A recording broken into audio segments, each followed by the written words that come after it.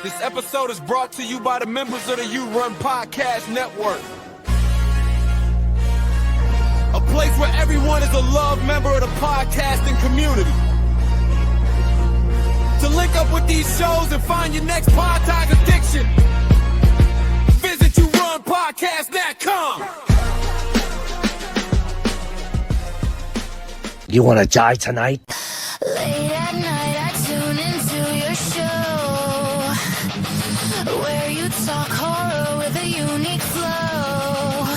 Your voice is like sirens, draws me in, as you pick apart movies on murder and sin. Scott and Marc set the scene. I hang on every word lost in the screen. Your passion for fear is contagious enough. You make me believe in Marc's fucking long roundups. You run podcast, horror movie review, sharing facts and playing games too. Your words paint pictures of darkness and dread, leaving me grinning long after you fled. You run podcast. You run podcast. I say no, no, but my mouth says yes, yes. Hello and welcome to the You Run Podcast Horror Movie Review. And if you tuned in last week, you will be aware that mine and Marc's fans are running. They're still running because we're recording episodes back to back. And it's still, even now at 9:25, it is 33 degrees in my studio. Wow. It's warm.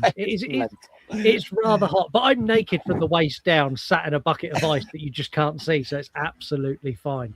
I don't have that luxury because my camera's changed for some weird reason, and now, I'm still in shorts. You are in shorts, and occasionally you can catch this if you're watching on Spotify or YouTube. Occasionally, Marc lifts his feet up and gives you like a bit of free foot fetish. I do, and I'll get like an itch, and then I'll go and I'll rub it, and I'm like clinching toes, and all of a sudden I'll see a foot on the screen. I'm like, oh shit. Yeah, and I'm positive there are people who watch this show who are like, oh, put the foot back up. Put the foot back up. Nobody needs to see that. We are a horror movie review show. This is not OnlyFans, so do not worry. Marc will keep his feet firmly on the floor for probably most of this podcast. We bring you episodes on a Tuesday, movies that you have selected on our Instagram polls. We are at You Run Podcast. And if you are a subscriber to our Patreon, you will get these episodes almost a week early because they come out the Thursday before and they're completely ad-free. If you've never listened before, we start off with our review of the movie and our scores.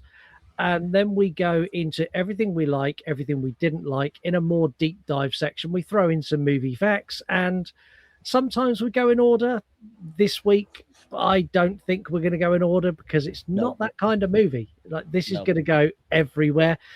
We also have interactive features like 3-word review and voicemails. And this week we're going to play a game which is Meltdown. This is our horror movie quiz that is... I'm going to go out on a limb now. I've said this before, and every time I've said it, the quiz has been broken. But this quiz is impossible to beat. I do not think this quiz can be beaten. Yeah, I disagree. I feel like I need another shot at it myself, to be honest. We'll get you another shot at it. But if you are a regular listener, you do know that by having Meltdown on the show, that means that we've got a guest. 2 guests in 1 month, which is unheard of for us. We're enjoyed. I'm just going to hit a button.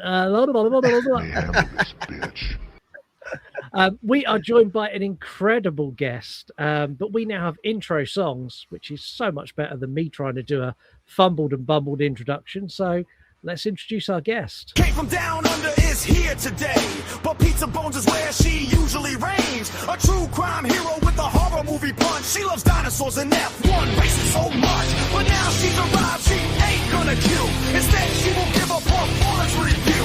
Scott and Marc better be on their game, cause Big Boss Fight is here today. Kate from down under. Kate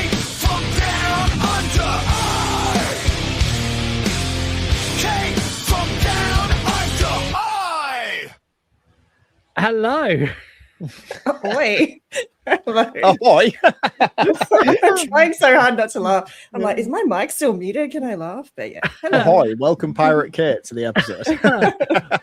Welcome Hey. to the show. It's great to have you back. And it's also not Marc turned up this time. Yeah, nice to see you. Good to have you here. It's all right. You know, I turn up for important episodes. Not to say that the last time wasn't important. I do. Sometimes it can't be helped. I do still, but apologize for my absence. I can't. What was we Yeah. doing last time? Oh, it was Aliens, wasn't it? Alien 3, yeah. Alien 3. Yeah, Mhm. and I liked that movie a lot as well. And I was very hyped to do it. I can't Yeah. remember what excuse I gave as to why I wasn't here. It's I a pretty think- messy one. Yeah, I think you had things coming out of you. Oh, but is that what I went with? Yeah, I think that was the excuse you chose on that occasion. Also, the Alien 3 episode is the most listened to episode this year by almost Ooh. double the listener numbers of any other episode. So I don't know, maybe you not showing up is I was going to say, like, that's an insult. I'll be honest with you. That feels like a kick in the teeth. No pressure on me now. I've got to outdo myself. This is it. You're auditioning to be my replacement now, I think. It's not much of an audition process. Are you available to record? Will you remember the movie we're Dude, watching? Dude, how dare you? I put the effort in. Yeah, you do. I'm being mean. Kate, how are you anyway? Your podcasting journey since last we spoke has been exciting. Yeah, I've been busy. We are now, Pizza Bones is now a standalone podcast, so we're still on the network, which we love. And we've got, I think, about 9 or 10 episodes available. All our back episodes are on the You Can Eat That Crust podcast, but now we're our own little entity. You are, and you're guesting everywhere, including here, which is awesome. Yeah.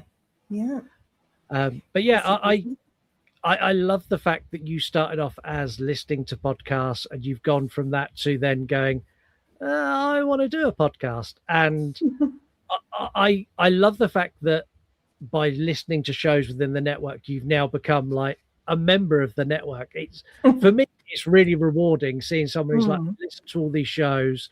I've guested on a couple. In fact, I have a lot to say. And now you have your own show with Nate and Greg.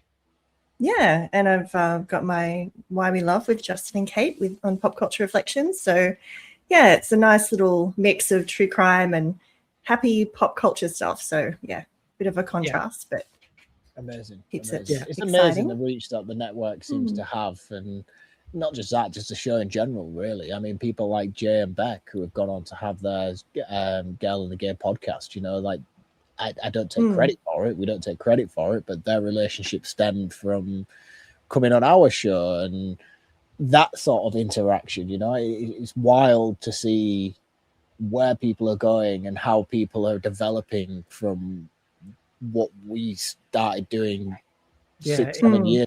It's nuts. It's honestly, it's bizarre. Anyway, we're going to give Kate a chance later on to tell you all about her show and where you can find it and all the great things that Kate does, because the list is long.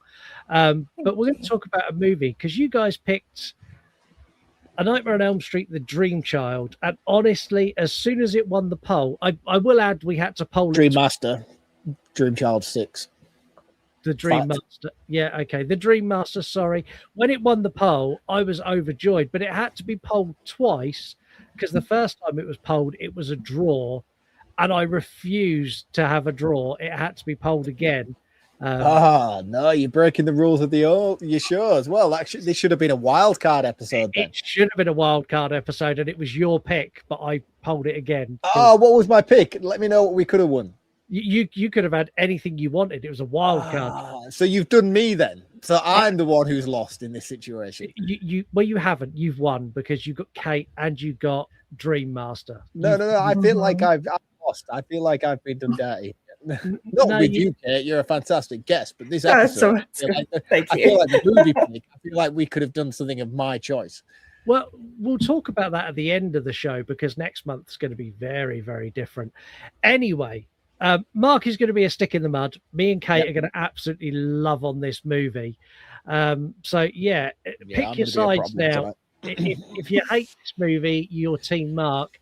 If you're a sensible, rational, reasonable person, you are with me and Kate. As with all nightmare movies, this film centers around a group of teens as they face off against the ultimate dream demon, Freddy Krueger.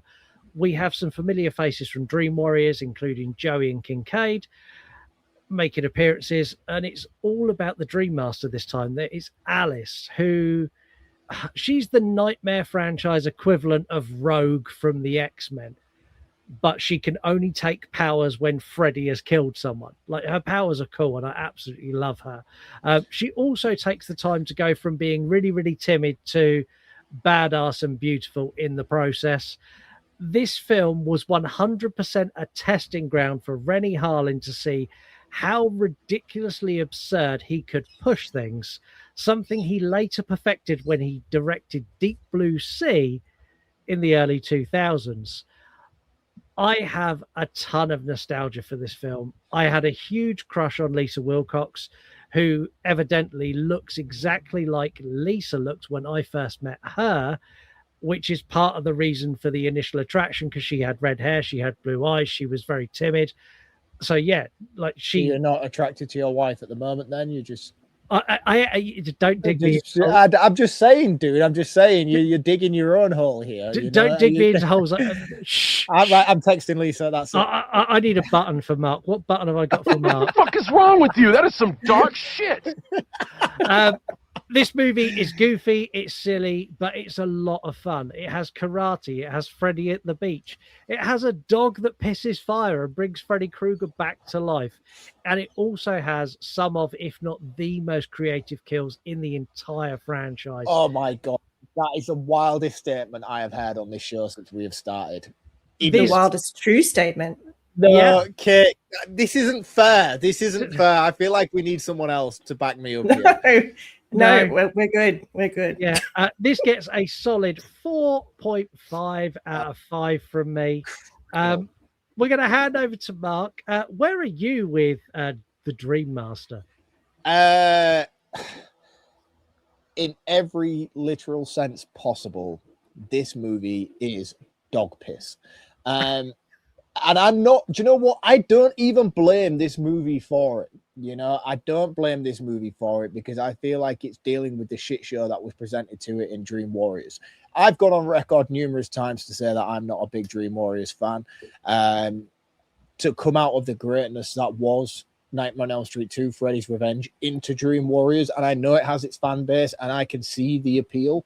It doesn't appeal to me because it leans very heavily into the silly side of what this franchise will go on to become. While still retaining a lot of the elements of horror and true sort of fear that Freddy can represent. This movie takes the wrong direction that was presented to it with Dream Warriors and falls very much into the MTV era of what Freddy Krueger became. I don't like his quippy one-liners. I don't think they're funny. I don't think they're menacing. I don't think they're fearful. I think it's just a comedy show for Freddy Krueger. I don't like the way that the lore is expanded to a point where it's non-existent and only suitable to certain scenes.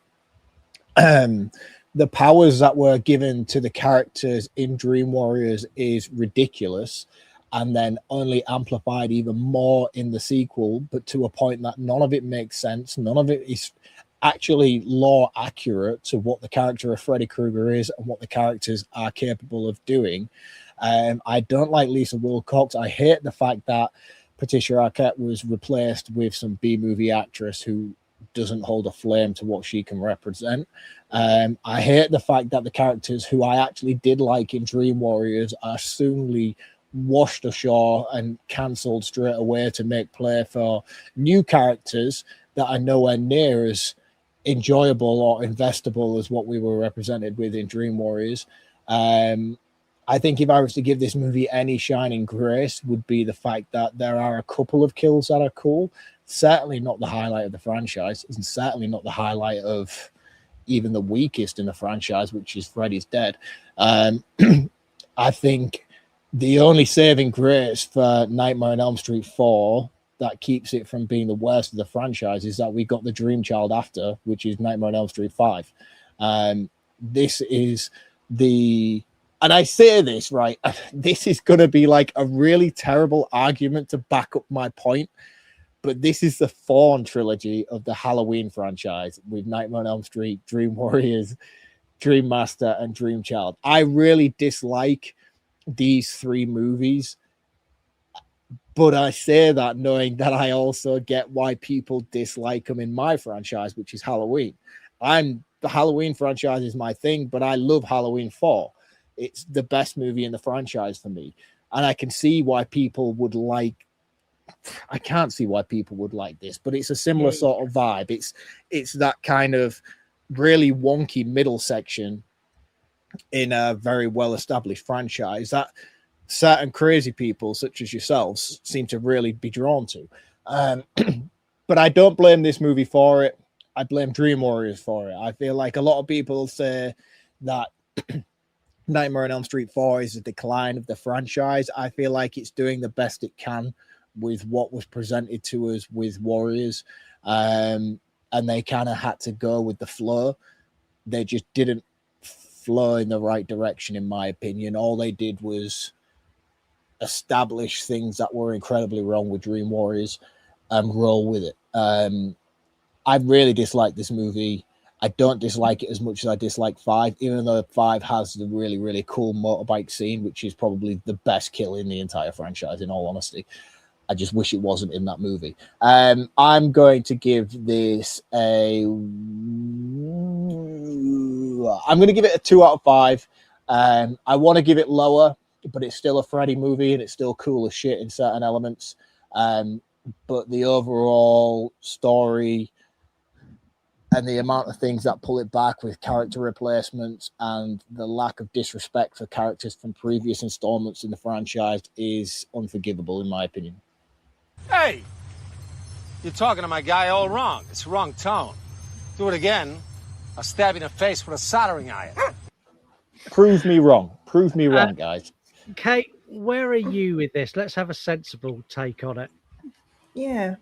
I'll bring some sense to the discussion. Well, I mean, I'm almost speechless that someone could be so misguided. I usually am happy to have someone, share their own opinion. No, I'm just kidding. I can understand why it's not everyone's favorite, but I do feel that it's one of those movies like Alien 3 where people just don't give it the chance that it really deserves and really look at it from a different perspective. The final girl, Alice, is my favorite final girl in the whole franchise. She is beautiful and lovely and strong, and she takes strength from all her loved ones, which is a pretty nice concept, I think. We have the resurrection by canine urination, which you cannot possibly look past because it's the best way for Freddy to come back. It's fabulous. Yeah. The soundtrack is absolute fire and the best of all of them. Yep. I'll agree with you on that. Oh, yay. See, it's already working. The kills are amazing. The friendship. I actually do believe that Tuesday Night is a superior Kristen. So do I. If you look back at Patricia Arquette in number 3, God love her. Bad. She's a great actress now. She's terrible. I mean, I've now just made everyone hate me by saying that. But honestly, if you watch her, acting is awful. I'm 100% with you. And also, Patricia Arquette didn't come back because she got too famous and she got too pregnant and thought she was above A Nightmare on Elm Street. And that didn't sit well with me. She is above this movie, I'll be honest. If you go, I think you should go back and just really watch her scenes in 3. She's pretty bad. I mean, I think she's good now. She's grown into a wonderful actress. And again, I'm not an actress. So like I always kind of temper that any criticism of actors with, I am personally not a good actor myself, but I'm not out there trying to act. So I guess I can have an opinion on it.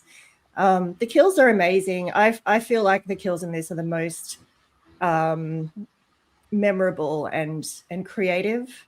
And I think that, any sort of script or acting shortfalls. My God, it's so early. I've just put a word backwards. Bear with me. Welcome to my world. I do it all the time. The people Awesome, just know now. Fantastic. Any acting or script shortfalls can be attributed to the writer's strike that was occurring. So I think we can give them some grace. And I find that there's people who when Justin and I covered it on Pop Culture Reflections, I actually realized that there's a very lovely little community of people who really love this movie, and it seems to be growing. People, it's like Alien 3. People are kind of coming around to it, I think. So I'm always ready to advocate for it and fight for this movie. Yeah, and I would give it a 5 out of 5. Whoa! Holy shit! Holy shit, Kate! Fuck me. Well, I have to contrast you, but yeah, no, it's a 5 for me. Yeah. Oh my goodness me! Right, this is going to be a difficult episode. Yeah, you are definitely in for an uphill fight. We're going to dive into everything about this movie, all the great, wonderful kills, all the amazing moments, and we're going to win Marc around to this. But before we do that, we're going to take a quick ad break. Grab a slice and take a seat, the crust is on the plate. Got a brand new audio file loaded up by Nate. Greg is in the studio, laughing at the mic. Unpacking heavy cases that you're gonna like. Dialing up Australia for a killer point of view. Capable on under screams, forward to the crew. Caught the brutal history and mysteries unsolved. The casual friendship where the theories get evolved. When the grim reports are done, brackets hit the floor. A pop culture showdown and all-out media war. Ranking cult film villains, arguing all night. 3 hosts on the feed, making everything alright. And trust the dark side is calling. True crime is deep, and the banner is falling. A conversational vibe when the lights are low. Pizza bones, welcome to the show.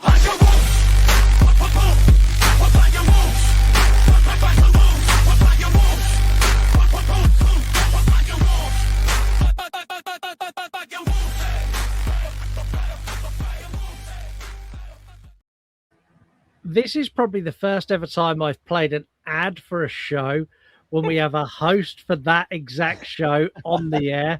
I was just realizing, I'm like, hang on, that sounds familiar, those names. Yeah. Yeah. Go and check out Pizza Bones. They're available on yourunpodcast.com. As are all of the other shows of the You Run Podcast Network. Kate's going to tell you all about Pizza Bones later, so I'm not going to do it now. While you're at yourunpodcast.com, make sure you click on the links to our socials. We're at You Run Podcast everywhere. If you want to vote on the movies, you go to Instagram. If you want to see me argue with people, you go to TikTok. If you want to see some real random stuff, go to X, go to Twitter, X or formerly Twitter, and go to Blue Sky, because on there it's more conversational and I just throw out random statements to see what happens. So yeah, that causes some interesting things. Like I said on there the other day, I can't remember what it was. I picked a movie. I was like, the world would be better if this movie didn't exist. And my God, it's like people reacted like I went round to their house and set their house on fire. It was wild. Marc's just dropped his microphone, always the ever professional. But it's fine. It's in the ad section. If you are listening to these ads, just know that you shouldn't have to, because you can go to patreon.com/YouRunPodcast. You can subscribe to the show there for a couple of pounds. And for that, you get early access to the show, completely ad-free, and you get it almost a week early. You also get true crime episodes 2 to 3, sometimes a month before they drop. You get additional shows like You Run Extra, where me and Marc talk about all weird and wonderful things like Lord of the Rings and Star Wars and Australian horrors and action movies, and review movies like Doctor Sleep that are exclusive to Patreon. And you get early access to things that we release on YouTube and all kinds of other weird and wonderful. So go to patreon.com/YouRunPodcast or click on the link that's on our website and you'll be able to go there as well. And that is the full advertisement for this episode. I want to talk about the opening because as much as I love this film, the reason it loses half a point is the slowest opening to a nightmare movie, with the dream sequence and the little girl drawing on the sidewalk. Like this, it's really good and it's impactful. And it, like, she draws Freddy's like, oh, is Freddy home? No, he's not home. And then she moves her hand and you see it and it rains. It's wonderful, but it's about 3.5 minutes too long.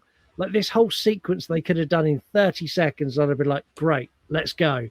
But it's really drawn out, and it's the one reason this movie loses half a point for me is this opening segment. See, I mean, I'm obviously not going to argue with that statement at all. I think the whole first 15, 20 minutes probably loses those points for me, because it takes such a substantial amount of time to actually get where it's supposed to be, you know. And we are the 4th movie into the franchise now, and Freddy doesn't come back for the first 30 minutes, you know. We're just spent. But I think that's a good decision. Like, I don't need Freddy at the beginning. I want to meet the characters and find out what's going on. Like, but I disagree, because we spend so much time with characters from the previous movie that were already established and we already know. You know, like, that's one of the issues, is like, we know these characters because we've just spent the entire movie before following them on this journey, and you're trying to pick back up again like it's a continuation, but you're introducing them to us like we don't know who they are. I think part of the reason for that is obviously they recast Patricia Arquette, and there's one line that cracks me up when Kristen goes into the house. She's like, "Oh, Kristen, you can do this," and the only reason the line is there is so everyone went, "Oh, right, okay, they've recast her. She's Kristen." Like, I kind of like that. There was a moment, obviously, where the director went, "She doesn't look anything like Patricia Arquette. No one's going to know who she is. How do we get around that?" And there's some scriptwriter in the back going, "Oh, I've written a line. It's fine. Like, it's here." She's just going to say, "Kristen, come on, you can do this. It'll be fine. No one will notice." But the problem I have, though, is like, even if that's the case, like, the whole standardization of where Kristen is as a character just feels very off. Like, why is she, after all of the stuff that she went through in Dream Warriors with Kincaid and the other dude, why are they not, like, bonded for life, you know? And she's like separated from them, and like not even like she's hanging out with these new people. And no, like they're bonded. Like, bear in mind, at the beginning of this movie, it's like a whole Stranger Things thing, you know, where it's like the first thing she does is drag Kincaid and Joey into her dream. Like, that's but then she doesn't talk to him at school. I'd be like, bitch, don't drag me into your dream. To him at school, though. Yeah, she secretly behind the lockers where no one else is watching. No, she talks to him at school, but like, I like the reintroduction of Joey, and I like the fact that he now talks and he's more of a character. And Kincaid, like, we got the option, we got the chance to see Kincaid when we went up to For Love of Horror, and he is the nicest guy in the world. And I think in this, like, that comes across. Like in Dream Warriors, he's very much like, me big strong Kincaid, and he's almost got like Mr. T rhyming slang with the things he says. And in this, they made him a much more humanized version of Kincaid. He was less over the top, I'm gonna break you kind of character, and he was more grounded. Like when she drags him into the dream, he's like, "Bitch, please, Freddy's dead. I need my beauty sleep." I'm like, brilliant. Absolutely brilliant. Yeah, but I just find the whole thing rather insulting to the legacy that those characters had before this movie. You know, I feel like they're all very washed under the bridge as if to make way for these new characters, and they're all killed off very early, which in a way is creatively right. I just think it's executed very poorly. I don't feel like it's done in a way where they get the send-off that they deserve. I feel like it's a very rushed article in order to make us invest in the new character of Alice. And for me personally, I'm not a big Alice fan. Like, I don't like Lisa Wilcox's portrayal of Alice. I don't think she's a very good actress in this movie, and I don't think her character's as investable as the people that we followed on from Dream Warriors. And I think it was a poor decision to make to exclude them and kill them off so early for the sequel. Well, let's talk about Alice. So we meet Alice, and she is very meek and mild. She's got, as all Nightmare movies do, the biggest asshole of a parent, because you can't have a Nightmare on Elm Street movie with a nice parent. They're all horrible. So bad, in fact, that her brother jumps out the window to avoid their dad. And her brother's like a really over-the-top, excitable character. But I really like Alice. Like you said, she's your favorite final girl of the franchise. Like, what is it about Alice that does that for you? I think, I mean, I do love Nancy, but I feel like Alice kind of, I relate more to Alice, I guess, because she's kind of pretty shy and just kind of tries to blend in, and and then she also takes those, she gets strength from the people that she loves. She takes on their skills to help her become stronger, and she starts to sort of believe in herself more. And it is, I mean, some of her dialogue and some of her line delivery is really corny, especially when she has her little moments of like where she thinks, the daydreaming. Yeah, the daydreaming's a little bit cringy, but I love it anyway. I think it's really cute. You're such a hunky dude. One grade A piece. What is that grade A hunk? Oh, kind of. It's grade A something. Yeah. Yeah. She's got her big crush on Dan. She loves her brother Rick. I love the bond that those two have. Yeah, I just think she's great, and I love her growth throughout the movie. Her journey is really beautiful, and yeah, she's just not the typical final girl, and I like that about her. And you see, this is where I have to agree with you, Kate. Like, I think you're right in everything that you're saying. I do agree in concept. Mm-hmm. And I think this is something you almost said yourself then a minute ago, is like, in concept, the story that's presented with Alice is really good. And I agree with you. I think you're very right in that. But I think in execution, I don't think this movie fulfilled what the setup is initially giving us, And I think that's one of the biggest downfalls for me, is like, I don't hate the script of this movie, and I don't hate the direction and the development that it's made from Dream Warriors. I think it's actually quite the right decision to make in terms of where the franchise should go. But I just don't think it's executed very well. Yeah, I think from an execution standpoint, it's very difficult. So Renny Harlin, obviously, like, he's an uber director now. He's done Die Hard 2. He's done Deep Blue Sea. Like, he had to lobby to get this movie. He pretty much begged them to let him direct this. And while he was directing, there was a script writer's strike going on, and they were writing stuff in the morning and shooting it in the afternoon. So I think there's an element of, he had a bit of an uphill battle with a lot of things that he had to do. But I think all in all, like, it's a solid movie. I think the introduction of some of the other characters, like Sheila, the asthmatic girl, I think she's introduced really well, and I like her character. I love her. Best character in the movie, yeah. But the weightlifting girl, who I can never remember her name, Deb, like, her introduction it's done in a way where they're like, she has a moment with Sheila where she's like, oh no, a bug. And it's there purely for later on. It's just a setup. And like, she multiple times goes, oh yeah, I like working out. Oh, I love the gym. I love exercise. And then they have a couple of lines of like, oh yeah, well, there's more to life than exercising. But up until we get the scene where she meets Freddy, and Freddy does that incredible kill, like, all of that is there just purely as setup. It's all there just for the kill. And I think there's a lot of that. Like, every character in this, bar Alice, is there just as fodder.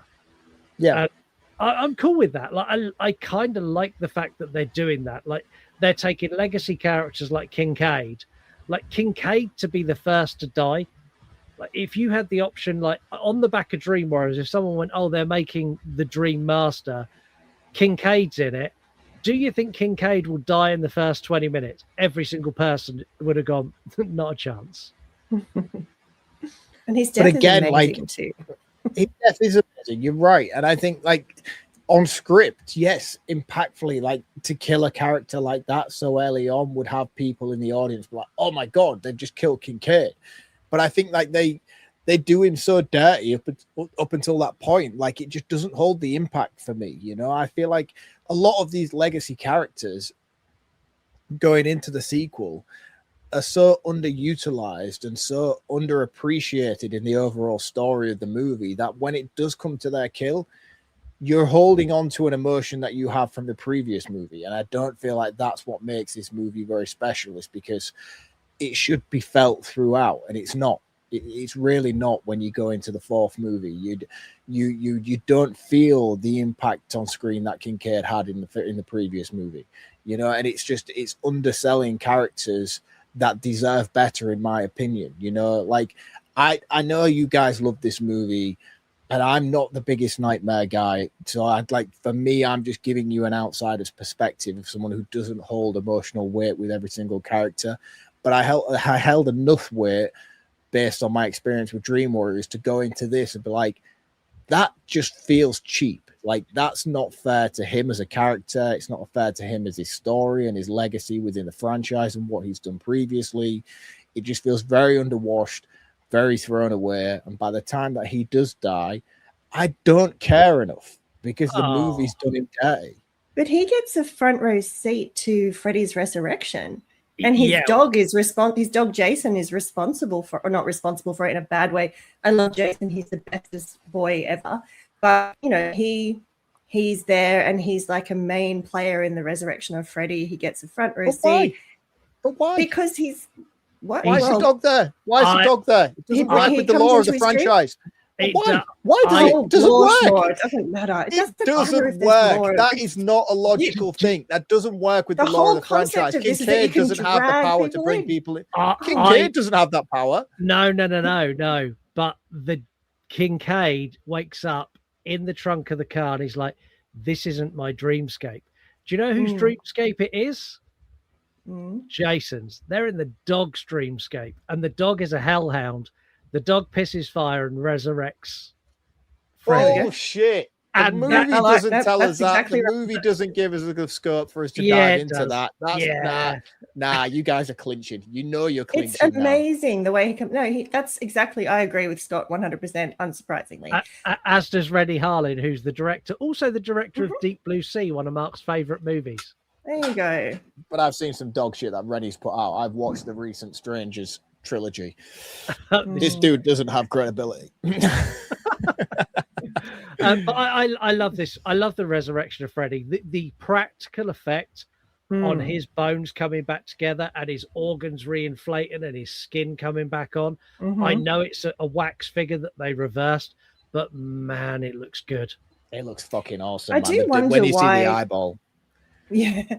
Why did Kincaid... See, if I was watching that happening, if I was standing there seeing that in front of me, I'd be running. I mean, I know you can't really run from Freddy, but would you stand and watch it? Or would you be like, okay, I think I need to be... He knows who Freddy is, so he knows what's happening, you know. Yeah. Get Jason and go. I'd try and do something. Like, Kincaid does put up a bit of a fight, and he does squash Freddy with a car to try and kill him. But Freddy's very much like, no, sorry, I'm not going to die from that. And Freddy stabs him in the chest. The one thing before you get to that, I do like this sort of world that we're in here with the scrapyard thing, and I like that way that they trap Kincaid in this area where they Freddy brings all the cars in with the green light, and he sort of pens him in an arena where he has no escape, and the camera pans out. And you see it's just basically a scrapyard planet. I was like, that looks really fucking cool. Like, I like that. That's like, I'm taking the moment to highlight things that I like because I feel like I need to. Because you're both coming at me. Oh, no, we're not coming at you. We're just giving our opinion. Like, I like that you're giving it a balanced discussion. It's good. So you don't hate this movie. Healthy. It's healthy to argue about things. Yeah, and dreamscapes can be crazy like that, and I think it's a really interesting way because you get into those dreams where it's just weird and things are just a little bit off. And I feel like in Labyrinth where she grabs the bits and pieces of the fire dancers and just chucks them. He should have been doing that as Freddy was resurrecting, just get bits and throw it so he can't, takes longer. Yeah, just like Kincaid's super strong. Pick up Freddy's head and just toe punt it around the planet. Yeah, and eat it over the cars. And So, I mean, before we move on, I do want to talk a little bit more about this scene in particular because I do feel like the whole Hellhound thing is definitely an afterthought to justify poor writing in this movie. And I feel like we're all like, yeah, it was the dog's dream, man. We're all on board with that. We're not. We're not on board with that. It's not established in the movie. Yes, you can justify it with fan fiction now, but this is terrible writing. This is terrible writing that doesn't It's a flow Freddy fluidly movie. enough with the established lore in the franchise. We are in a dream world where anything is possible. Unlike Halloween. No, but it's 4, not though. But it's where not. It's Michael not where can anything is teleport. possible. That's It bullshit. is. It's not It's a where dream anything is world. possible. That's Yeah. not fair because we have established ground rules of the franchise. They have thrown, established ground they rules. have thrown the ground rules out the window. Like that's Right. Yeah. Thank you. That's all I needed you to say. That happened in like 2. They threw the yeah. No, don't we do no whoa. Okay. I like you. You're nice. We don't talk bad about part 2. It was a million observation. I wasn't talking bad. I was just saying that, I mean, I think that the ground rules kind of get every single Freddy movie they re-establish the law. Every single there's one. new rules come in. And Freddy has to think on his feet because these kids are getting smarter and he has to adapt. Yeah. The thing is, right, that's fine. Do you know what the thing is, right? That's fine. Right. I would take that. I would take that if you had an isolated movie like you do 1, you had an isolated movie where you do 2, and then you had an isolated movie which 3 necessarily is, barring the slight inclusion of Nancy, even though she doesn't really do a lot. And then if you'd have stepped away completely and had a different Nightmare movie with part 4, but because this movie is so heavily tied to what part 3 is, you have to continue the foundations of that movie set up into your sequel. And I don't think this movie does a very good job of doing so. No, well, they had to do that because they didn't die at the end of it. So they had. But then Nancy didn't die in the end of part 1, but she wasn't in part 2. No, but part 2 is a very standalone movie, though, isn't it? Oh, they talk so was about part it, though. 1, Like, part they 2, find part a- 3. That's my point. Those are. It's not until you get to part 4 where it feels like an exact continuation of a sequel. Everything else before it feels very isolated in terms of each individual movie. 1, 2, 3, 4. 1, 2, and 3, very isolated, very individual movies. Part 4 is very much a sequel to part 3. So therefore, the ground rules that were established in part 3 should continue over into part 4, in my opinion. You can't have a separate, isolated incident with continuing characters. It doesn't work because you're raising questions. You can give a bypass for it when you go from 1 to 2 and 2 to 3 because they're separate. Yeah, but 3 to 4 is the same movie. It's a continuation. So what you're saying, it's kind of like the change in law and rules when you go from Halloween 4 to 5 and Halloween 5 to 6. No, because I think that's a very structured continuation. 4, 5, and 6 work because they're in the same trilogy and franchise. Michael Myers doesn't do anything different. His lore doesn't change any differently. You've got 1, 2, which is a continuation. You've got Season of the Witch, which is very different. You've got a new established timeline with 4, 5, and 6. You're trying to grasp at straws, my friend. You're not going to win this battle. Let's move on to... go on, Kate. Oh, no, I was just going to say that I understand what you're saying. However, if they hadn't have integrated Kristen, Kincaid, and Joey into the start of this and dispatched with them and gone, okay, that's the end of their timeline, everyone would have been pissing and moaning about, well, where were they? They didn't die at the end of 3. Why weren't they in the movie? You can't win. So I feel like they kind of had to end their trajectory and say, I don't think that's true, though, Kate. I don't think it's true because Nancy didn't die at the end of part 1. And everyone bitched like fuck that she wasn't in part 2. It's one of the biggest complaints. And then they brought her back for 3. So they the gave guy people didn't what they die in wanted. part 2. They didn't moan about it in part 3. I don't think that stands. I don't think that stands. I want to talk about Joey's waterbed death because I had a feeling that might come up. Yeah. This kill is fantastic for a number of reasons. Like I'm not going to skirt away from it. I know we have a lady who's joined us. But as a teenage boy, if you looked at your poster on the wall of your supermodel woman, and then you pulled the sheet back on your waterbed after something touched you, and it was the supermodel in your waterbed, every single teenage boy would react exactly the same way that he does. He kind of puts his hand on the bed, and you can see his eyes go, how do I get from where I am to in there, or how do I get her from out of there to in here? And when she floats down, he literally leads into the bed like, oh no, this has all gone wrong. I need her here. And that's what makes this kill so great, because he's leant so far into the bed when Freddy pops up. Like, there's some behind the scenes stuff on this where Freddy literally just lifts the poor stuntman up into the air and dumps him into the water because he's leant right in. But Freddy coming out at that moment is brilliant. And Freddy's one-liner here, there was no other one-liner they could have given apart from, how's that for a wet dream? And I'm like, yes. Brilliant. Like the script writer, I think when he wrote that was high-fiving everyone. Like, look at the line I wrote. I love this line.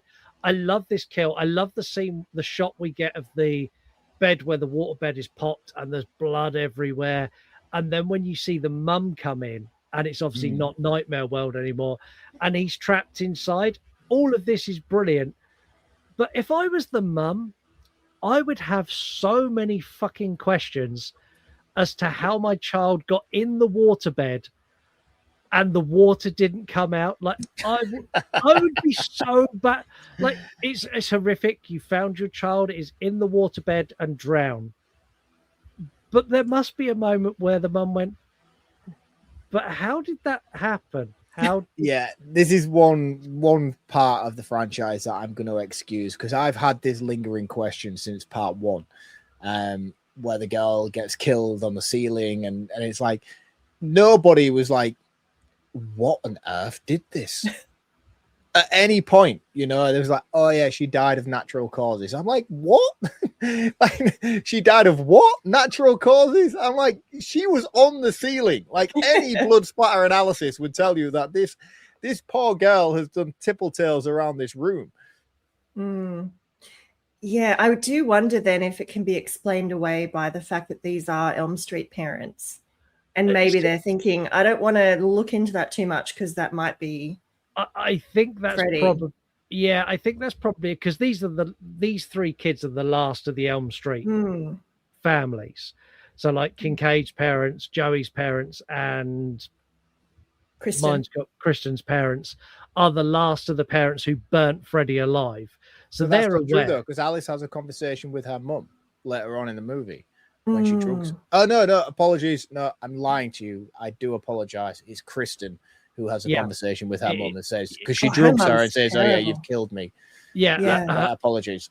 Her mum follows the Elm Street parent rule to the nth degree. Like, how many sleeping tablets do you have to give someone to the point they fall asleep almost instantly? Like, even if Freddy wasn't a thing, she'd killed her child by doping her too hard. Yeah. Like, yeah. It's bad. She's terrible. Oh, I hate her. Awful. One of my favorite kills in this is her name's escaped me. What's the girl? Who's the nerdy girl? Oh, Sheila. Sheila, because at this point, am I jumping ahead? I think I'm jumping ahead because a little bit, but we haven't talked about Kristen's death, but we can go back. Yeah. Well, no, Kristen needs to die for me to talk about this to make sense. So okay, yeah. So Kristen goes into the dream, ends up in the dream world because she gets her head. Is this where she gets her head banged on the wall? This is where she's on a beach, dude. She's on a beach because Alice had already said to her about her dreams at school, like, think of somewhere when you go to sleep, think of somewhere nice, and then you won't have a nightmare. So she's trying to implement what Alice has taught her. Yeah, this is a conversation where Alice has, like, gives this weird conversation about a dream master. Yeah. Mm-hmm. Yeah, like, you're both just like shaking your head, like, yeah, that's a very normal conversation. Like, I do that if I think about something enough before I go to sleep. I'll often dream about it. Not all the time, but it does work sometimes. I think it's based on reality, Mark. Yeah, so you are the dream master. You were the problem. Master. Yeah, no, I really want to. I'm going to try it tonight. You know, I'll give it a go. Do you reckon Renny Harlin used the footage of this as his audition to be the director of Deep Blue Sea? Do you reckon he? I hope not, because I wouldn't have given him the gig. I'll be honest with you. He just turned up and went, "I've directed a shark movie before. You want to see this?" Like, I like the fin coming through, which is Freddy's glove. I think looks cool as shit.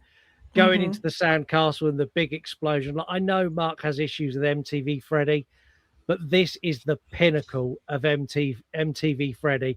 The burst out, the shades on. Like, this is just phenomenal. Like, she tries running away and she falls into the quicksand, and Freddy like pushes his foot on her head and kicks her back into the Elm Street house. Like, this whole sequence for me is so much fun, because I've had dreams that are happy and cheery and like, oh, I'm in a nice place, or I'm at a concert or whatever, and then all of a sudden I'm in the worst horror movie ever. And it normally happens through something really trivial like this. It's like when you dreaming that you're at a big event or something, and then all your teeth fall out, or like you've gone somewhere and all of a sudden you're talking in front of loads of people and then you're naked. Like, it's that sort of dream where it's going great and she's really happy. She's laying on the beach, she's chilling out. The next thing, she's in Freddy's boiler room. Alice is there and Alice is watching her being thrown into a furnace. And I think the use of dreams in this is probably one of the better in the franchise. I think they do a really good job of happy dream to nightmare twist. Right. So I have thoughts on this, because I really dislike the California sunset vibes that this scene in particular has. I don't think it fits very well within a nightmare movie. I get the idea behind it. It's a whole point of her taking her to her happy place before Freddy comes and takes her away. But it just feels so out of place in a nightmare movie. But I get it. It makes sense. And again, that's one thing that I'm going to say a lot on this episode. Conceptually, it's the right call. Execution-wise, it doesn't play out very well. But I do like the fact that once they've had their bit and he knocks her through the quicksand. Is this a... Oh, no, that's later on. That's later on, the pizza segment. We'll talk about that later. This is where it comes back to the real world, and Joey and Alice drive to Kristen's house and find her house on fire. Yeah, and he pushes her down into the boiler room. And I like this. And I like the fact that when she brings Alice in, I like the fact that she's done it by Freddy doing so. Like Freddy being like, I need some fresh meat. Who do you... Bring someone to save you. Bring someone to save you. And she brings Alice, but like she doesn't want to, and she's emotionally trying to fight it, you know. But obviously you can't fight where your mind goes in that situation. Like, you know, if he's someone saying to you, pick someone to save me from a burning building, as much as you wouldn't want to, your mind would fabricate that image. And that's what she does with Alice. And I think that's a really, really cool concept. And actually one of the first scenes in this movie where it's executed well as well. And Alice comes through like really dazed and confused and like, what the fuck? What's this? Where am I? What's going on? And then Freddy just tosses her aside. And I think that's one of the better ways of relinquishing characters from the previous movie, is if to say, right, it's go time. We've got new characters now, you know, throwing you off to the side. And it really highlights how impactful Kristen is as a character before that. But I feel like people like Kincaid had a similar sort of stature, which is why I'm so underwhelmed by what they did to him previously, because he should have had a similar send-off. You know, there should have been more from Freddy during the kill with Kincaid to explain, even though he says 1 down, 2 to go, talking about legacy characters. I just feel like there should have been more development there, more build, more impactfulness to regarding that these people are getting killed off to make way for new characters. You know, it felt very rushed. And I do like this scene in particular, because this is the one scene in the movie where it really highlights the importance of Kristen's character and also the introduction of Alice as being the replacement. Yeah. She's kind of passing the torch. Yeah, the passing the torch scene. And I think it's done very, very well. Yeah, and there are 20 minutes worth of cuts from this movie that have never seen the light of day. You've seen a couple of bits in documentaries, but there are...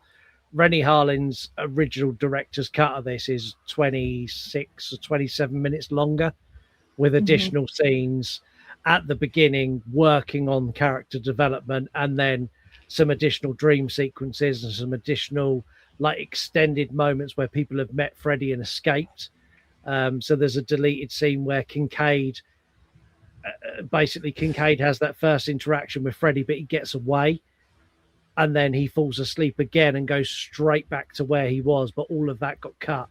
So there is more to it. I feel like that stuff was vital. You know, I feel like it really was. I feel like that would have massively made a difference to the end product of this movie, because more time should have been spent honoring the legacy characters of those people before it transitioned. For me, the movie, or the cut I watched of this movie at least, felt like it was just right. Let's get these out of the way so we can get on with what we want to do. Yeah, I get what you're saying. I kind of understand. Let's talk about Robert Englund in drag, because this is fabulous. Like, I don't think he's as sexy a nurse as he was in part 3, but like, this man knows how to rock a set of nails and some makeup. But it's almost like it's an audition for Rocky Horror, and I absolutely love this. Like, where he's like, I need to draw some blood. But like the bit before he fully turns Freddy, I love seeing Robert Englund in nightmare movies as Robert Englund, not as Freddy. And this movie is just like, he's so good. He is. I love this scene as well, particularly before the Easter egg. On a lot of the blood slides that he has, one of the blood slides says "R England" on it. I don't know if you guys got that. No, you never knew that. Yeah. No. So on when he holds up the vials of blood and they've all got names on them, one of the ones that's mainly focused upon and foreshadowed on the screen, it says "R England." It's and spelt in his name as well, not like England as in the country, as if it's like Robert England's blood. And I thought that was really, really cool. I really liked that little nod to him as an actor in the movie, because he's not in the Freddy makeup. He is Robert Englund. I know he's in drag, but he's still Robert Englund as his face, and he's holding up a blood sample that says "R England" on it. And I was like, that's cool. That's one little tidbit of writing that they got right. So I appreciated that scene quite a lot. I thought that was really cool. For me, it was a menacing scene. You know, I feel like I would have liked to have seen it continue. You know, this was one of the kill sequences where one of the victims actually wakes up, and I'm like, oh shit, no, I'd have actually liked to seen this go full hog. You know, all his flesh on his back starts bleeding for his costume, and then the next thing, she wakes up and it's a normal nurse. I'm like, no. Go back to where we were. That was cool. I know this sounds really horrible as well, but did anyone notice how much the actual nurse looked like Robert Englund? That was definitely intentional. I think it might have been. Sheila's death's up next, and I really like Sheila. I wanted Sheila to have more. Sheila's almost like a Velma style character. She's a bit nerdy, but she's also really cool.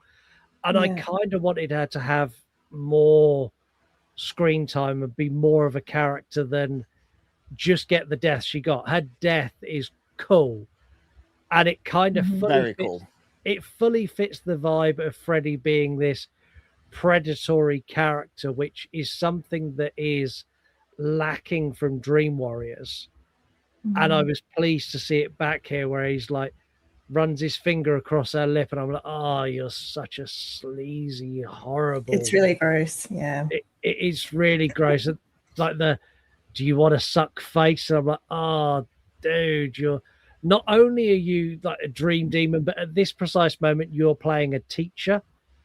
And that's it's wrong on so many levels. There's so many depths to how wrong this is. And then they follow it with a cool practical effect where they've got effectively an inflatable Sheila that Freddy sucks the life out of. It looks great. And I think the thing for me is why this is such a good kill and why it's one of the best ones in the movie is the fact that this harkens back to what Freddy is as a character. You know, we know that this girl suffers with asthma. So therefore, the fact that he drains her like a vacuum cleaner and pulls everything out of her, like, that's an intelligent kill, you know, and it's a purposeful kill. And I think that's something that this movie like lacks, you know, it lacks that creativity that Freddy has. Oh, wow, that's a big statement. They're all related. All the kills are related to the people. In terms of what then? So all right then. So Deb with her weightlifting and the cockroach. We've got Rick with his karate. It's shit. Like, I'm not being funny. That right. We'll get to Deb. Right, I'll do Deb now because that's one of my biggest hates in this movie. Is Deb's kill. Dude, it's the best kill in the franchise. I disagree. You're right in terms of practical effects. It looks fantastic, but the actual execution of it for her. Yeah. But again, only because like it's a fabricated story that feels pushed upon her throughout the runtime of the movie, and like the kill itself, like she's pushing against it. Like, no, you don't have the physicality to push against that bar to snap your own wrist to the point where they break from your skin. He would have just pushed In the that dream down and world, crushed you it. do. I love how you can see his reflection, and you know she's tired, and she's trying to work out through the tiredness so that she doesn't sleep, because she knows now that if she falls asleep, she's pretty fucked. So, but again, she's like, working out, and it feels like a very Hollywoodized moment in the movie. Like she's just going in to do a workout, yet she's already dripping in sweat patches to say, "Hey, no, she's mid-workout. The Sinead O'Connor song's well and truly in, so I think she's mid-workout. She's a Linda Blair knockoff. Let's be honest. She looks like got Linda Blair on amazing Timu. 80s hair. Yeah, Timu Linda Blair. She's shit. The kill's shit. The practical effects in it are cool, but it's a terrible kill. No, I love this kill. The snap of the arms, I think, is probably the most brutal moment in the entire. There's not another moment that makes me go, oh. Yeah, it's gross. And the bit where she's walking down the hall and her arms, they're already cockroachy, and she's just looking around. It's like, because that was in the trailer, and I remember seeing that in the trailer and thinking, what the hell is that? Like, you don't have any real concept of what's going on when you see that clip. So it really intrigued me and made me want to watch it. And also when she gets stuck in the roach motel and the face stuck on the as she lifts up and pulls her whole face off, like this kill. Yeah, she's got the worst. I hate you both. I actually hate you both. I feel like you just come on here tonight to annoy me. I feel like that's what you're both doing. It's like, I feel like there's been a conversation between you two where you're like, we're going to get Marc tonight. This is going to be hilarious. No, we're just on the same wavelength. Do you know what? I'm gonna gift you one though, Marc. I'm gonna let you talk about the Karate Kid dojo. I don't even want to. I don't even want to because it's an embarrassment. I'm gonna gift you this. If you don't want to talk about it, I'm gonna let Kate talk us through it. I feel like you should go, Kate, and then my rage will ensue. Okay, I love Rick. Rick is larger than life, and that run that he does down the corridor when he's running, we're dropping like flies, and he runs off. Like, it's the best thing in the movie. Oh my god, it's like that. It's Sydney Prescott moment. I want to start running like that on a regular basis. Okay, he's into his karate. It's his thing. It's his happy place. And I do realize that they had budgetary constraints and they had to pretty much improvise, and they made Freddy invisible, which does work. And you kind of think he might win. You think he might succeed. And I really love the bond between Alice and Rick. I think it's a beautiful, and to have her lose her brother is devastating because he's her strength and he's her biggest support, and he's her link to the friend group as well. She's kind of, is it fifth wheel or fourth, whatever, whichever wheel. But the drama that he works out to earlier in the movie is amazing. It's like one of the best songs on the soundtrack, which is saying something. And his kill is kind of quick, but it's again tailor-made to the victim. He dies in his little dojo, and I think it's great. Yeah, I have thoughts. I'm going first, Scott. No, before you, I'm going to drop some facts before you have thoughts. So this was done this way because they didn't have the budget to do the practical effects work that they wanted to do in it. The set was made in less than 3 hours, and they got the script for this the same morning that they shot it. So shit. I do kind of feel really sorry. I feel sorry for the actor who plays Rick, purely for the fact that like he's in a Nightmare movie. He's like, this is cool. I'm in a Nightmare on Elm Street movie. Freddy's going to kill me. It's going to be awesome. And then they handed him the script where he's like, so what's happening? They're like, you're fighting Freddy. He's like, yes. They're like, but Freddy's invisible. You're going to be fighting a Freddy Krueger glove on a stick that we're kind of going to throw at you, and the rest of the time you're just going to kung fu into the dark. I imagine there must have been a moment where the actor went, oh, okay. Well, at least he got to use his skills. He got to show us his. He did. He's very Danielson, and he even does the crane kick at one point. He doesn't do the arms, but he does do the leg kick. It's silly. It's stupid. I understand how it is, and I love it.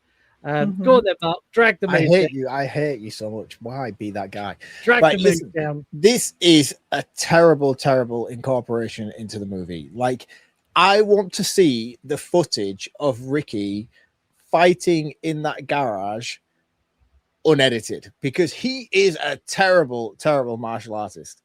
And I say that like as somebody who has no experience in martial arts, but they have edited it in a way that makes him look like it's really impactful, but it's terrible. Like, it's terrible. Like, I want to see just a camera from the corner of the room of the actor of Ricky actually fighting that punch bag and like laugh in hysterics at how bad it actually is, because the editing doesn't save it. It's not good in the slightest.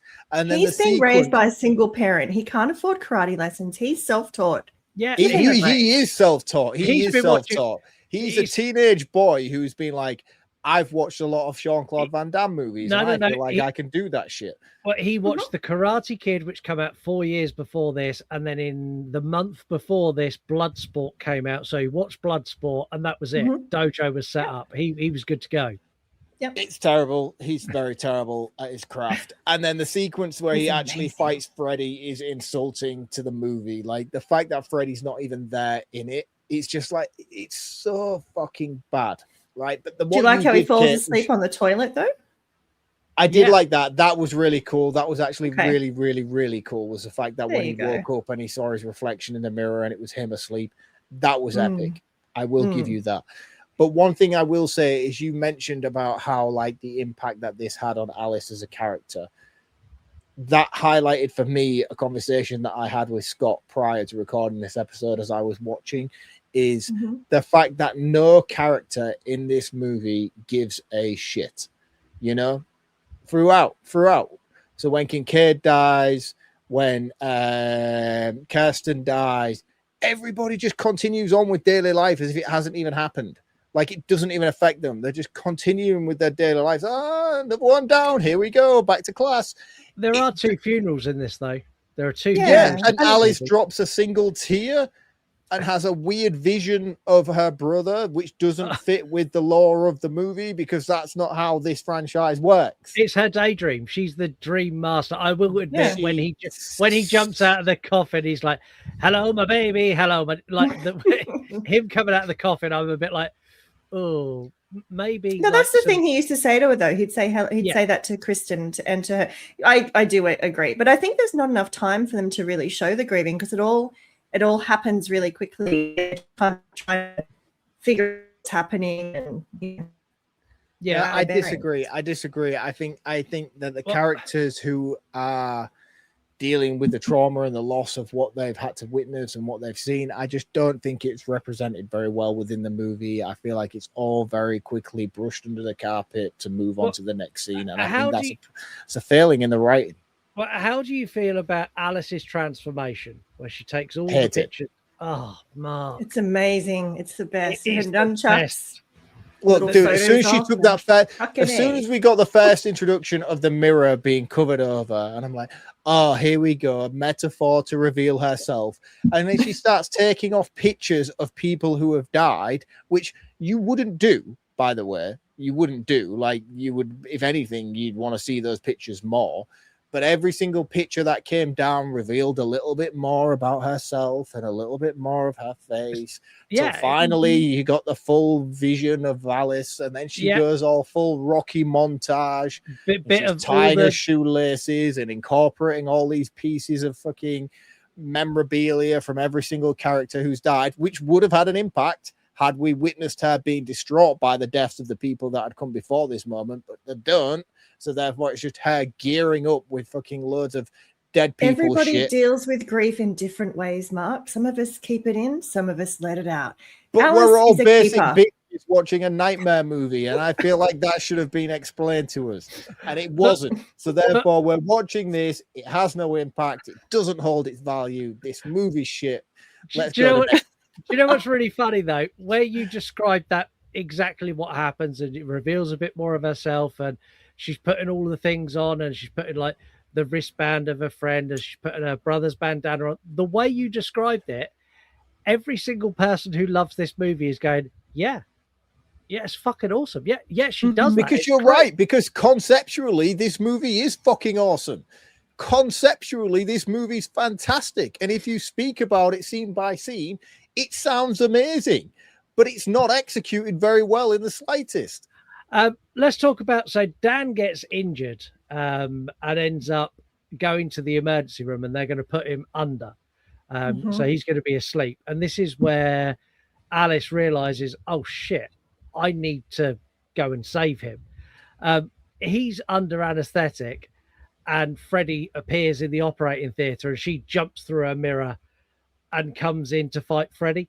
I cannot tell you how much I love the fight sequence between Alice and Freddy, where Alice kicks him all over the church, and all Freddy does is laugh back, including the bit where she like pulls the electrical socket out of the wall and makes this like makeshift Ghostbuster blaster and blasts a massive hole through him, and then he just like brushes it off and it's all gone. This whole fight sequence is so much fun. It is. But before we move on, why is Dan here? Because Dan's the love hunky. interest. Yeah, he's hunky. But but he's an unobtainable character. He's an unobtainable character for Alice, and Alice gets with him. She obtains the hell out of him in the next one. Yeah, she does. And at the end of this movie, she's obtained him really good. She does obtain him really, really good, but he's an unobtainable character due to her vision and fantasy for him. And there is not enough in this movie and this script to combine the two characters to show their journey of coming together. All right, and I think he's really into her. I think he's intrigued by her from the start, and he's. But where is that? Where's that substance in the movie? Where he's paying her attention, and he's following her around, and he goes to the Elm Street house, and he's talking to her all the time. Yeah, I think there's plenty to establish. He's taking her seriously. He's listening to her. He's not telling her she's crazy. He's like, okay, well, yeah, he's like, so. She's like, well, there's a dream demon, and he's after all of us, and I think I've got a way to save us. It's like, okay, cool. Yeah, and he's most people would go, you need to talk to someone. And he says, I believe you and I'm going to support you. Yeah, I think there's enough there for those two. And 100%, it does work. He's a very obtainable character.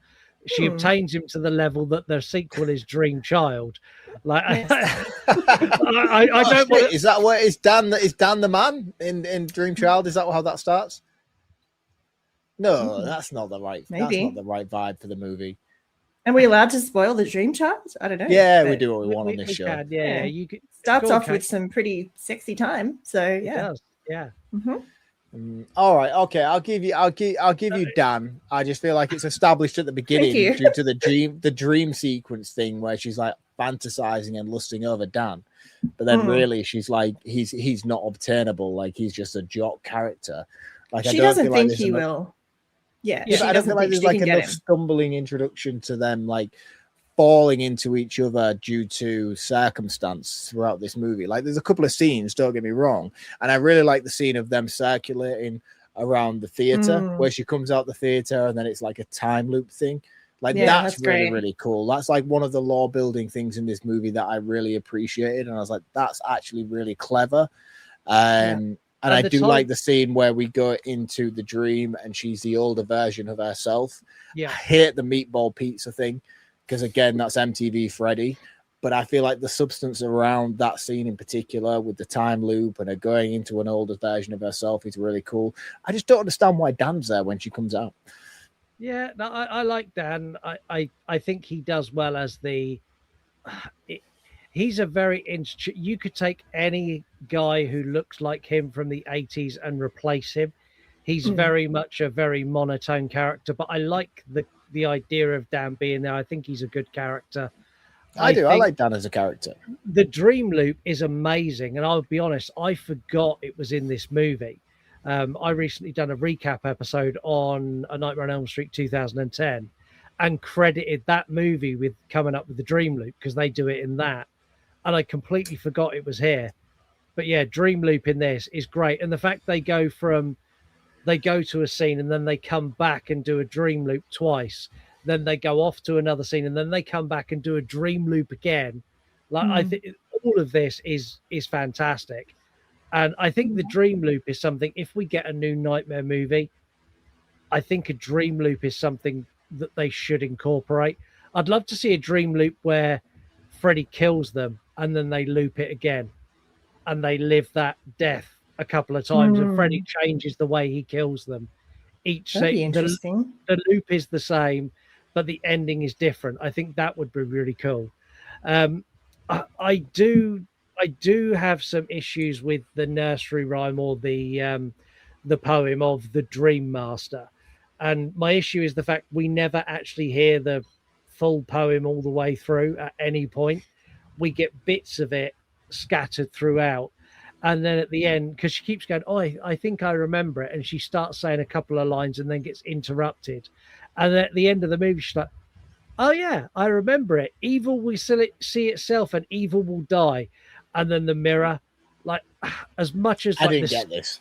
So evil's seen itself, therefore evil dies. Like, it killed Freddy.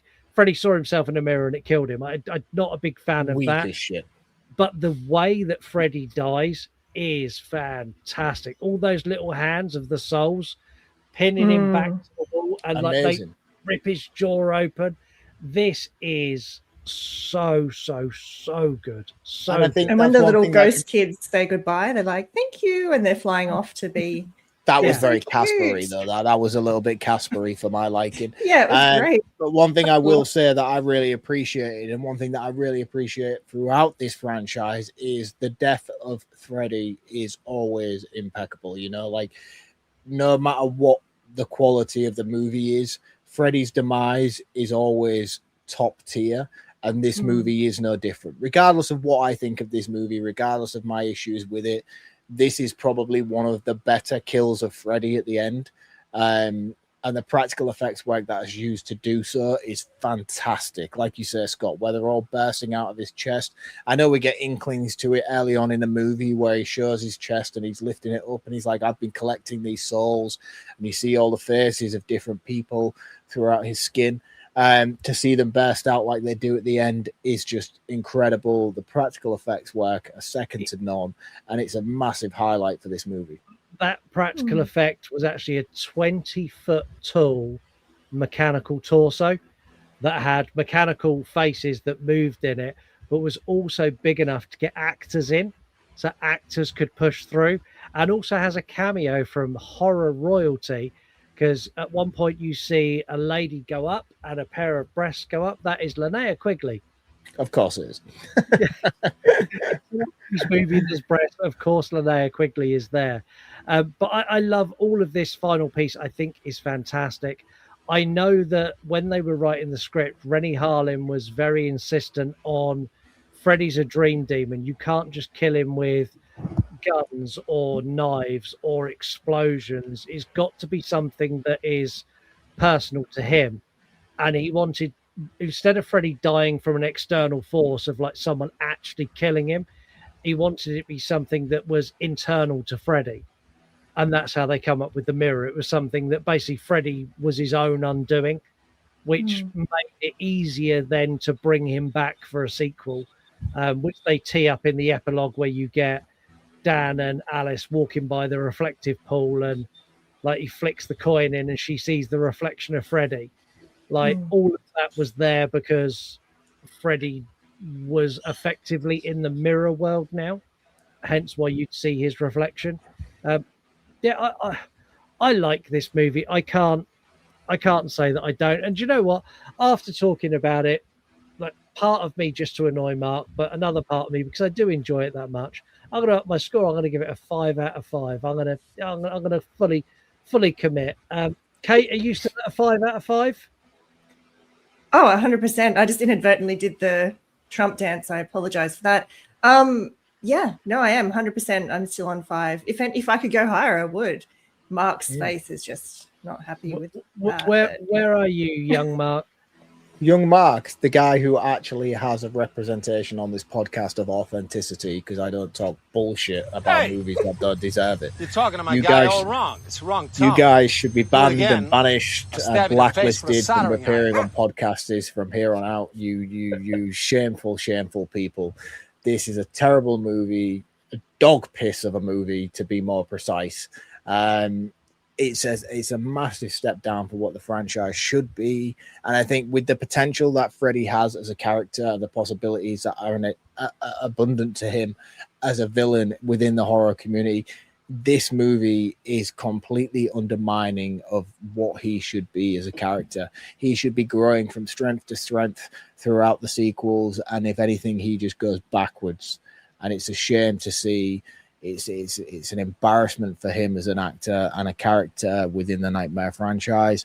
I'm speaking for the people because I know I'm not alone in my disdain for this movie. And as much as I feel ganged upon tonight by the two of you, I know that this is a bad Nightmare movie, and it's probably one of the worst in the franchise. This is a terrible movie, but it still gets a 2 out of 5 from me because there are some cool kills, some cool uses of practical effects, and it's a Nightmare movie. Even the worst of the Nightmare movies are still marginally enjoyable, but this is one of the worst of the worst. You know, you've got this and you've got part 5, and then things start to make an uphill climb again for a brief moment. I don't like this movie in the slightest, and when I tend to revisit this franchise, I'll do 1, 2, 3, and then I'll immediately jump to 6 and 7. I can exclude 4 and 5 all day long, and I don't feel bad about it. It's not a good movie. I'm sorry, guys.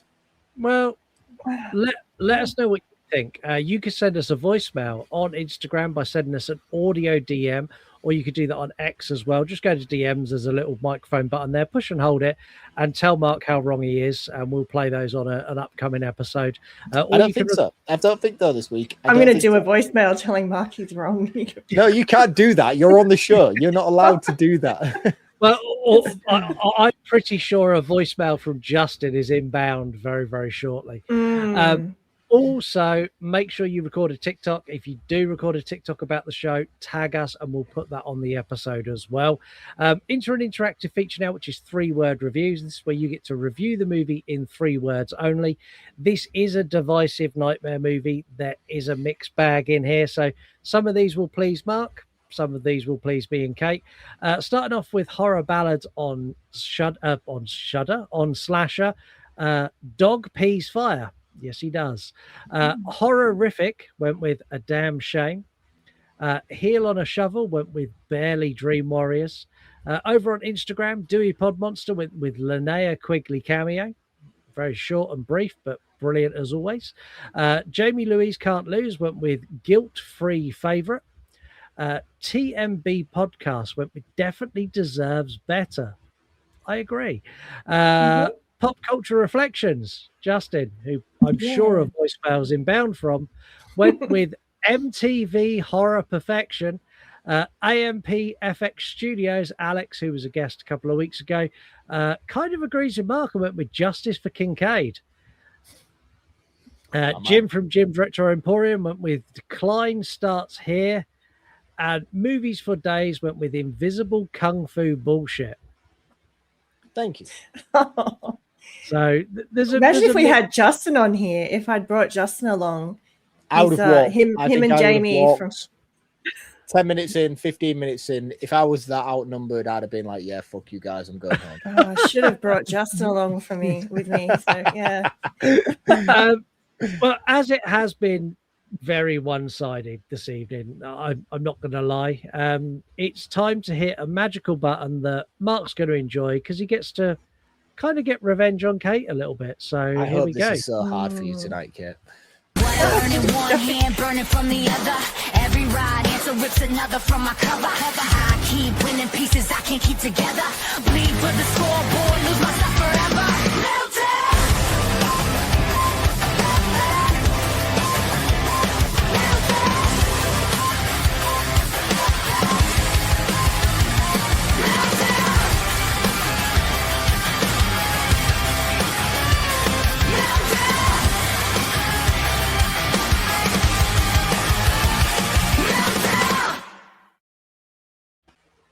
So it is time for Meltdown, the quiz that is still unbeaten until today, maybe.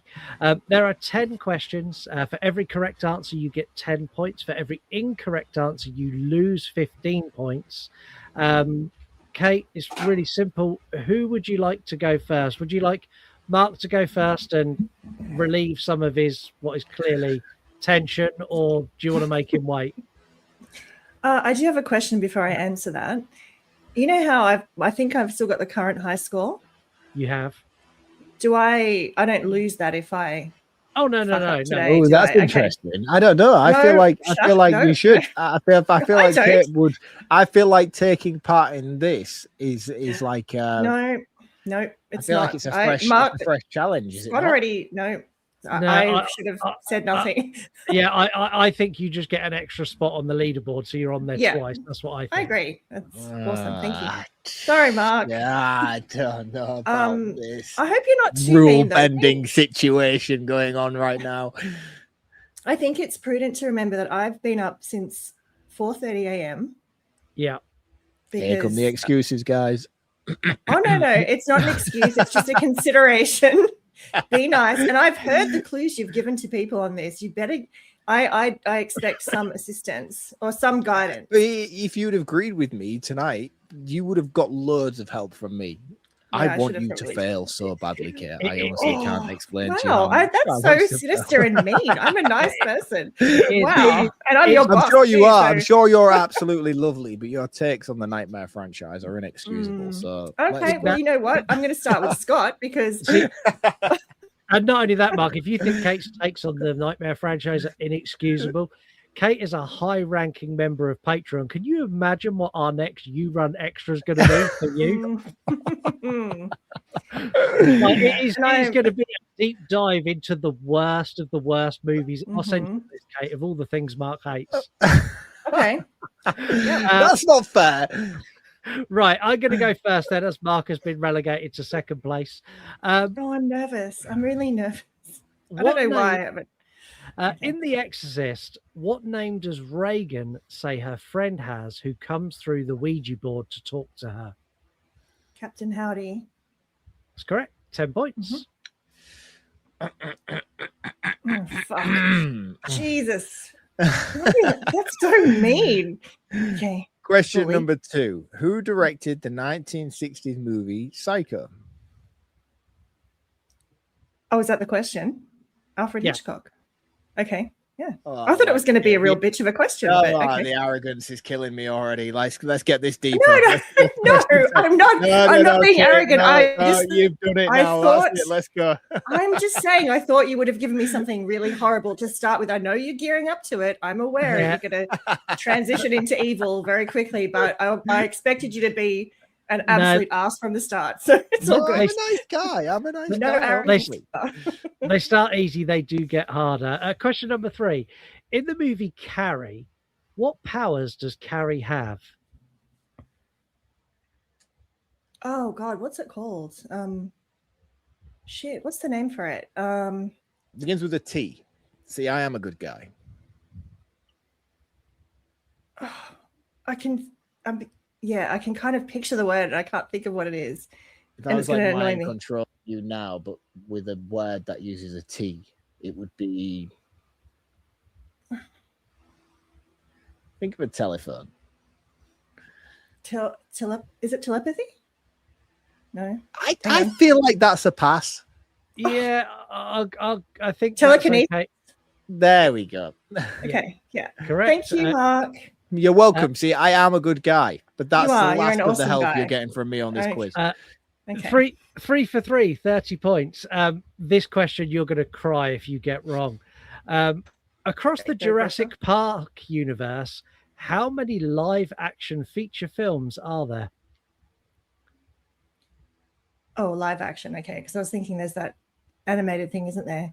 So yeah. 1, 2, 3. I mean, I think it's 7, but am I missing something? So your final answer, 7? Read them out. It sometimes helps to read them out. Yeah, well, there's the first 3, then there's the second 3, and then we've got Rebirth. So 7. That's correct. That's correct. Well done. Okay. Yeah.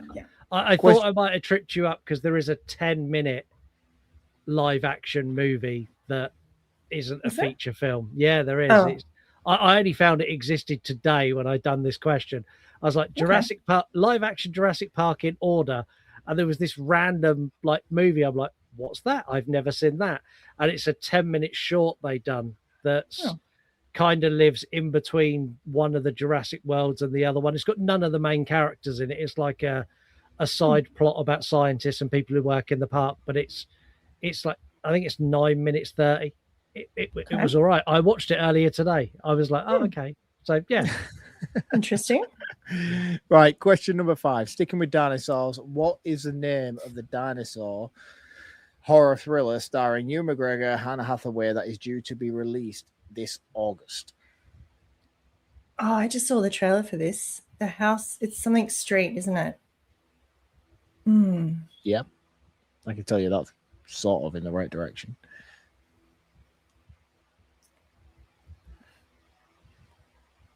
I don't want to do the dead air thing and think about it. I know I'd get there eventually, but I can't. It's all right. You take your time. There's no rush here. Oh, God. Where's your brain going? If you speak out loud about it, it makes for good listening. You don't have to worry about it. I know it's got Street. It's got Street in it. Is it the house on something Street? Street is the last word in the title. Yeah. Yeah, I don't think I'm going to be able to get this one. I can't. I know I'm going to. When you say it, because I'm excited to watch it. It looks really good. It does look amazing. Yeah. And I'm hoping and praying that it's going to be a Cloverfield movie by the time we get to the end. But the answer is the end of Oak Street. Oh, yeah. Okay. Well, don't worry. That's the first question you got wrong. You're 5 questions deep. You've still got a long way to go. Yeah. Question number 6. What film stars Arnold Schwarzenegger, Carl Weathers, and Jesse Ventura as American Special Forces? Predator. That's correct. So you're flying through. You're on 35 points. So the last time you said that, I started going really bad. Okay, you're doing terrible. You need to be better. Thank you. Here we go. Here's the decline. Question number 7. In the 1994 film Interview with the Vampire, who plays the vampire Lestat? Have I read that right? Lestat. Yeah, that's what I said. Yeah. Tom Cruise. That's correct. Well done. You're flying. Yeah, doing great. Question number 8. What 2014 film is allegedly based on true events that unfolded at the Perron family home? The Conjuring. Again, correct. Wow. I thought that was going to be really hard as well. Damn it. Question number 9. Who plays Ash Williams in the Evil Dead series of films? Oh my God. I don't. Is that a mental Holy blank? shit. I know. No. Like that was question 1. I'll be honest with you.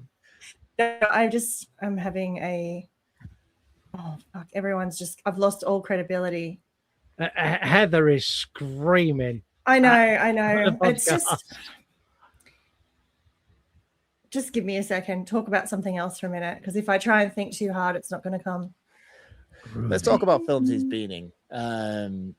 Bubba Hotep. Intruder. Intruder's a good one. Maniac Cop. Yeah. Very good in that as well.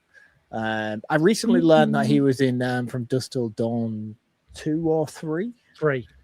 Is it 3 he's in? I'm sure From it's Dusk 3. Till Dawn 3. Okay, I think I need a clue. I think I need a first initial. Because I do know it. I absolutely know it. You had yours from me early on, I'll be honest with you, Kate. I've heard the clues you've given people. The Carrie clue you gave Heather was absolute bullshit. I'm sorry, I love you, Heather, but it's...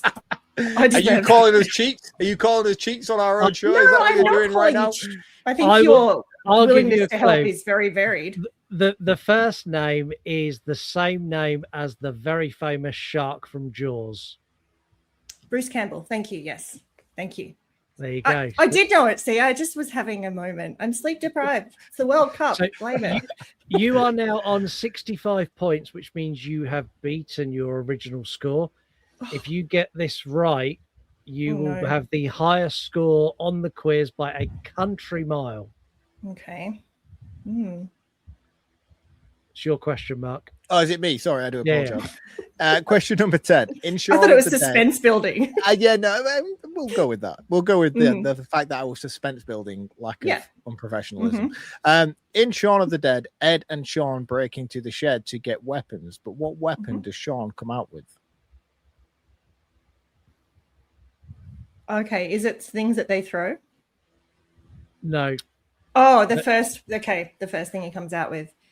What is a weapon? What is a weapon that Sean has in Shaun of the Dead? Is it something that you play sport with? Yeah. I mean, I don't want to give you any more help. You've not been very nice to me on this episode.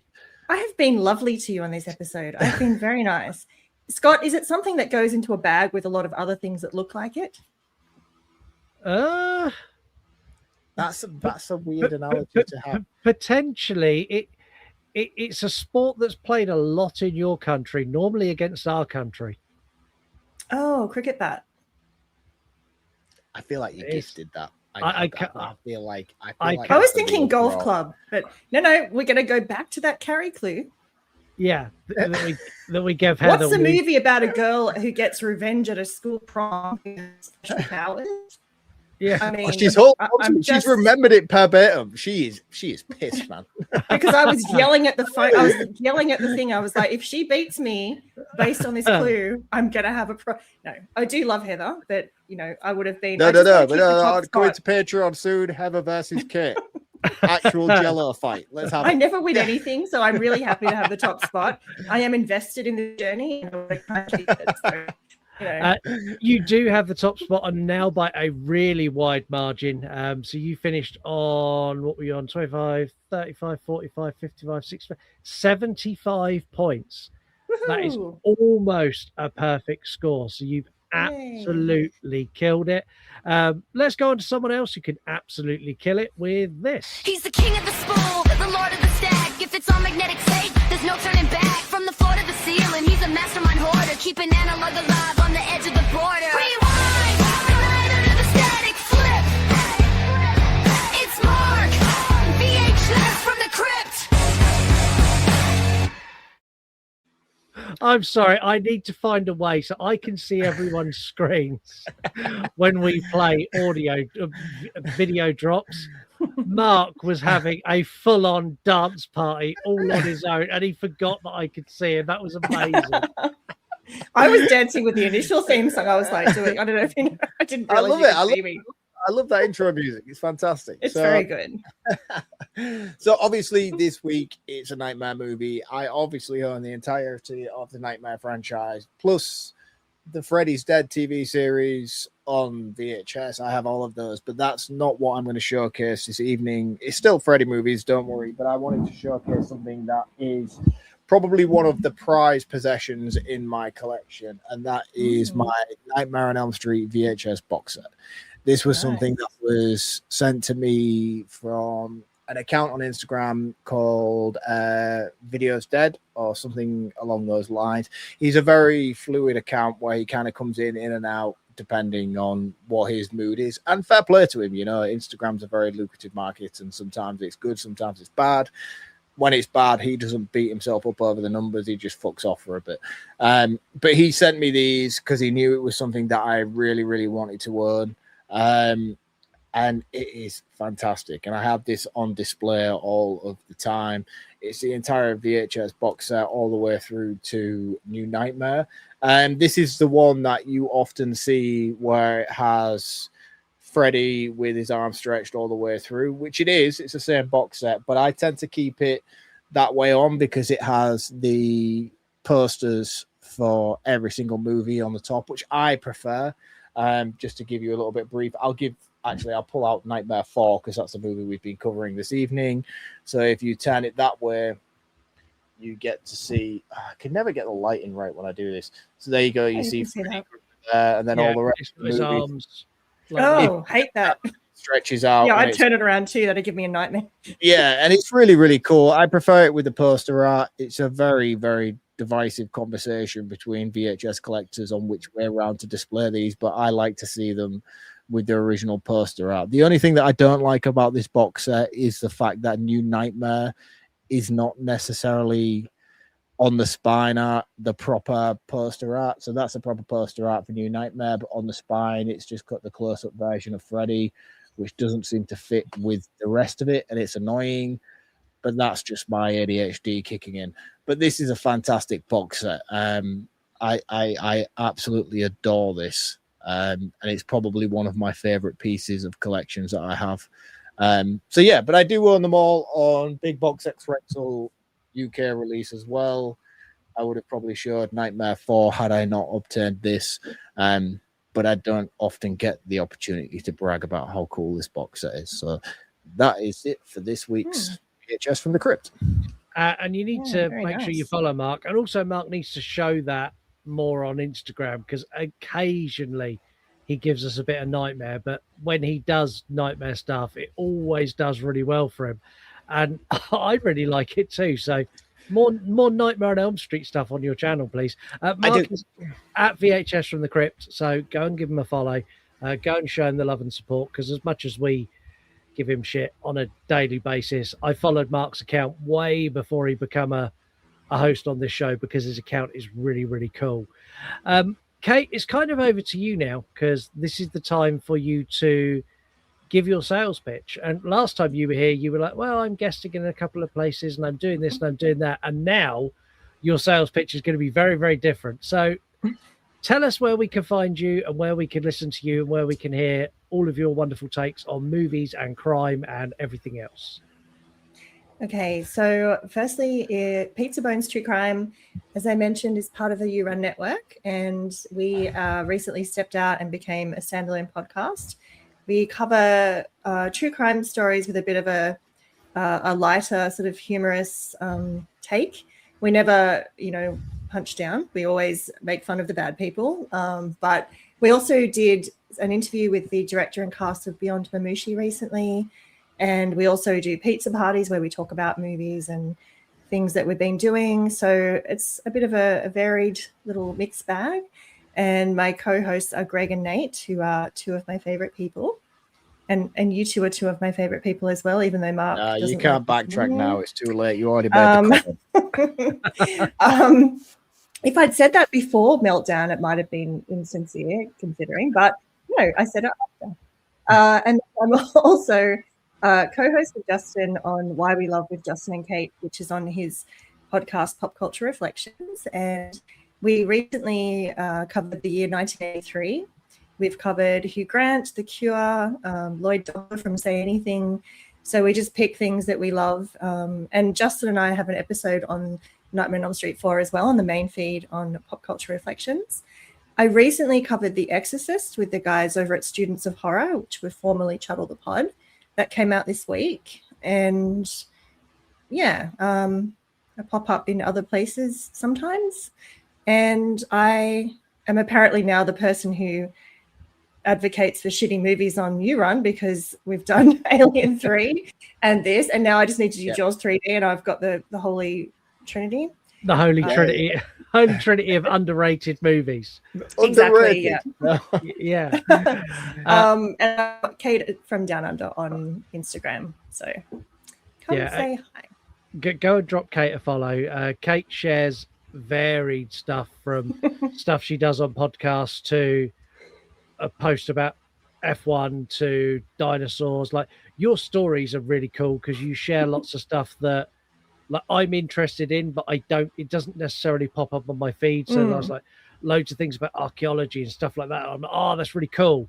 And like, I followed so many accounts from going on your story. I'm like, that's really cool. And that doesn't appear in my feed because my feed is just horror. Like, I could scroll for 3 hours and all I get is horror because that's what I've told the algorithm I like. But yeah, go and give Kate a follow. She's at Kate from Down Under on Instagram.